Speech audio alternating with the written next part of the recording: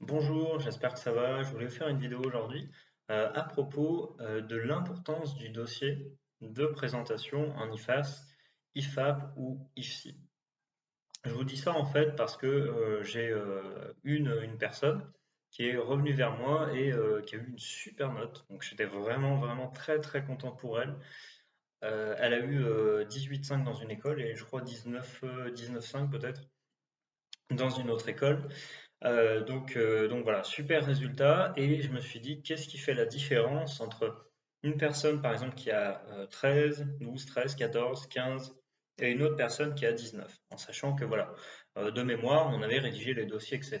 Et que entre euh, chacune des personnes que j'ai pu accompagner, eh bien, il n'y avait pas voilà, une différence énormissime entre chaque dossier, même si tout le monde a un profil différent. Certaines personnes sont déjà dans le domaine sanitaire et social, d'autres personnes eh bien, travaillent en commerce, d'autres travaillent dans le domaine informatique. Bref, les avis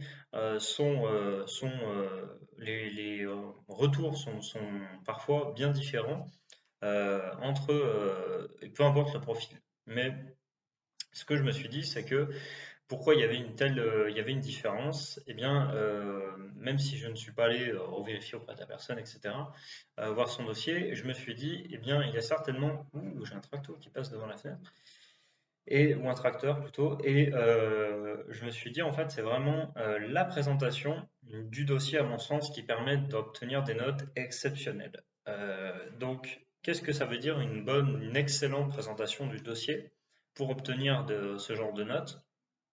En plus bien sûr, voilà, de tout ce qu'on a fait avant, du travail sur le CV, la rédaction, le projet professionnel, évidemment que forcément, ça reste quand même le cœur des choses, mais pour obtenir une note plus, il y a plusieurs aspects à prendre en compte. Donc la présentation du dossier avec une belle reliure, une belle photo de couverture. Alors, vous n'embêtez pas à aller chercher des photos de couverture extraordinaires. Il y a des banques de données qui existent pour ça, hein, d'images libres de droit, je précise, parce que sinon vous pouvez vous retrouver avec une amende si voilà, ou pour des poursuites judiciaires si vous prenez une photo qui ne vous appartient pas, hein, voilà. C'est comme si vous rentriez dans un magasin de bonbons, hop, bah, je vole quelque chose, voilà, tiens, je vole des carambars, des trucs, encore bon, c'est très enfantin comme exemple, mais voilà, c'est quelque chose donc faire attention à ça. Et puis l'ensemble du dossier est vraiment, vraiment très, très important, notamment le faire relier. Alors moi, j'appelle ça les boudins. Si quelqu'un a le nom dans le commentaire de ce que c'est, vraiment, bah, dites-le moi, parce que voilà, moi j'appelle ça un boudin. Je pense que vous aurez compris la petite truc noir là ou blanche qu'on a sur les côtés avec les anneaux. Et en gros, c'est pour relier le dossier. Et donc le dossier, bah, qu'est-ce qu'on trouve dedans?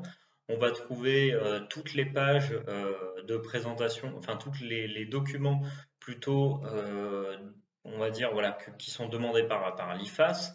Euh, et puis, donc ça peut être, voilà, alors j'ai plus en tête hein, exactement voilà, ce qui vous demande, mais ça c'est marqué sur le listing de l'IFAS. Normalement, il vous demande bah, les certificats de vaccination, attestation de travail, et voilà, tout ce genre de choses, peut-être documents d'identité aussi, plus le CV, la lettre de motivation et le projet professionnel. Alors, moi, je ne suis pas de l'autre côté de la barrière, donc j'ai pas d'ordre précis à vous donner, hein, mais simplement l'idée c'est que ce soit tout à fait propre, correct, voilà, que les documents soient bien échelonnés. Moi, ce que je vous recommande, c'est plutôt d'abord de mettre les documents de formalité administrative et ensuite de mettre CV, lettre de motivation, projet professionnel, hein, pour qu'après, voilà, on ait bien le cœur du dossier, que ça soit, voilà, tout ça soit bien construit,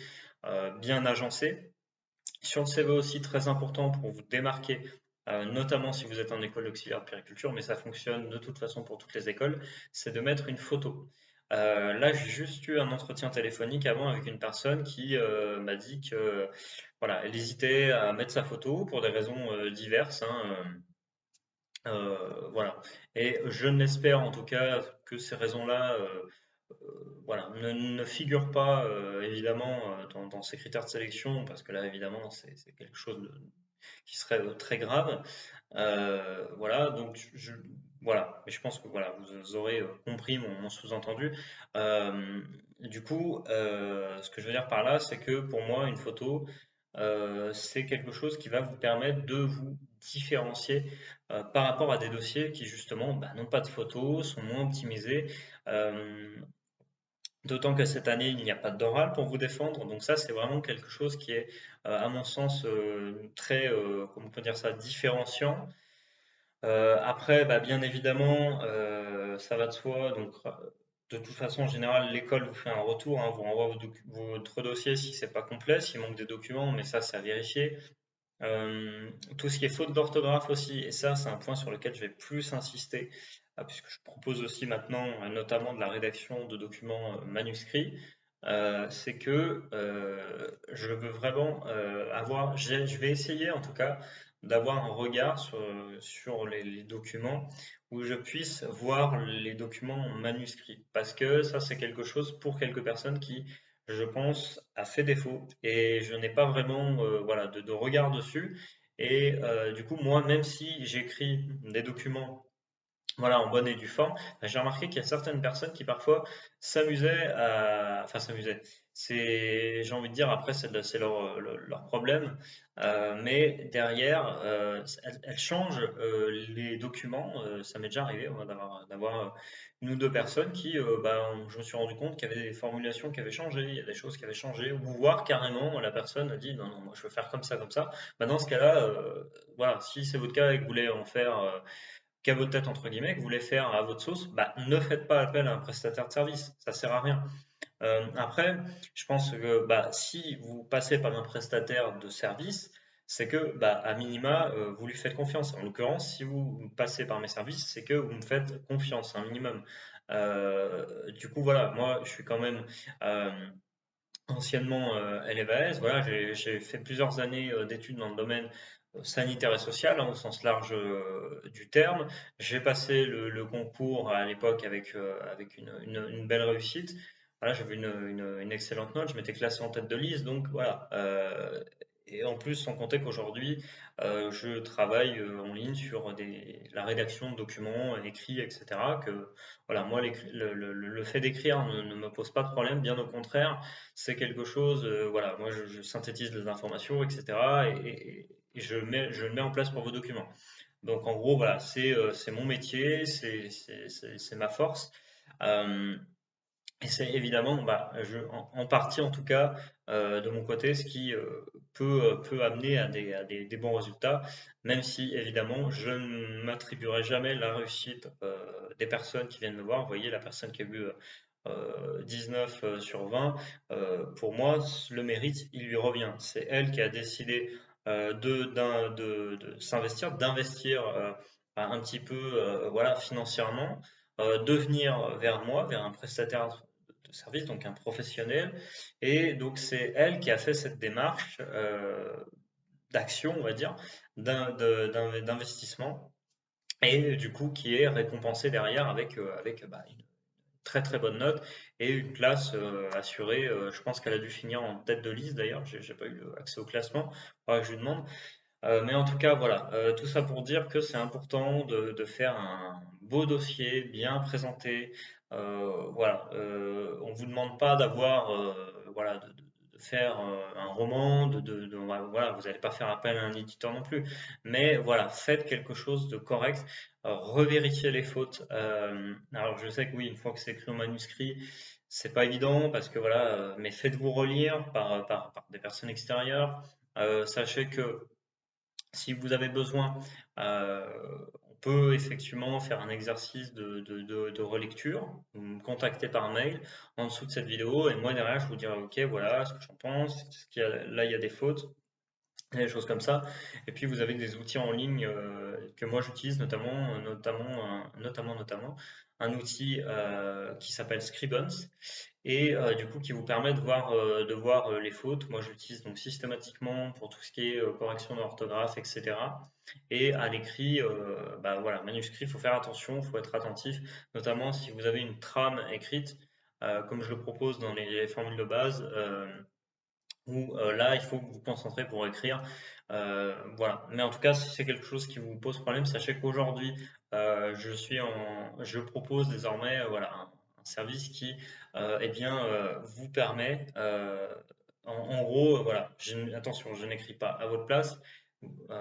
L'idée, c'est que vous me transmettez des informations, vos informations, sur votre parcours, souvent en échange par mail ou par téléphone.